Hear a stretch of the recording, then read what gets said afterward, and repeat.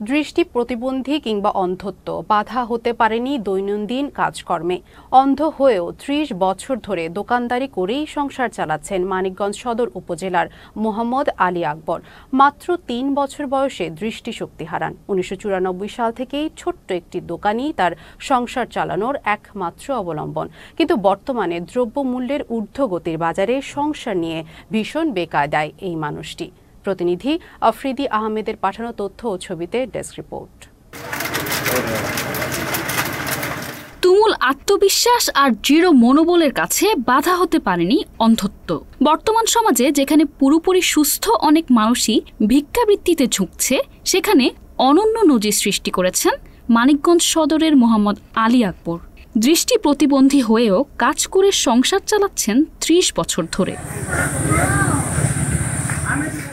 মাত্র ৩ বছর বয়সে দৃষ্টিশক্তি হারান উপজেলার জাগির ইউনিয়নের মহেশপুর গ্রামের আলী আকবর। ১৯৯৪ সাল থেকে বাড়ির পাশে ছোট্ট একটি দোকানই তার একমাত্র অবলম্বন। সবচেয়ে অবাক করা বিষয় হলো, চোখে না দেখলেও অনুভূতি ভীষণ প্রবল আলী আকবরের। ১০০, ৫০০, ১০০০ কিংবা যে কোনো নোট চিনে নিতে পারেন হাতের স্পর্শেই। ভাঙতি দিতেও হিসেবের গরমিল হয় না। দোকান নিয়ে ভালোই চলছিল, কিন্তু বর্তমানে দ্রব্যমূল্যের ঊর্ধ্বগতির বাজারে ৫ জনের সংসার টেনে ভীষণ বেগ পেতে হচ্ছে তাকে।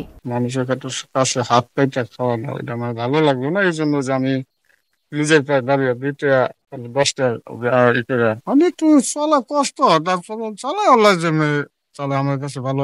দোকান ব্যবসাটা একটু বাড়াইলে একটু ভালো চলতে পারবো। আত্মপ্রত্যয়ী এই মানুষটির পাশে দাঁড়াতে সংশ্লিষ্ট কর্তৃপক্ষের প্রতি আহ্বান এলাকাবাসীর। উনি চাইতেছে যে না, আমি ভিক্ষাবৃত্তি করবো না, ভিক্ষাবৃত্তি আসলে ভালো না।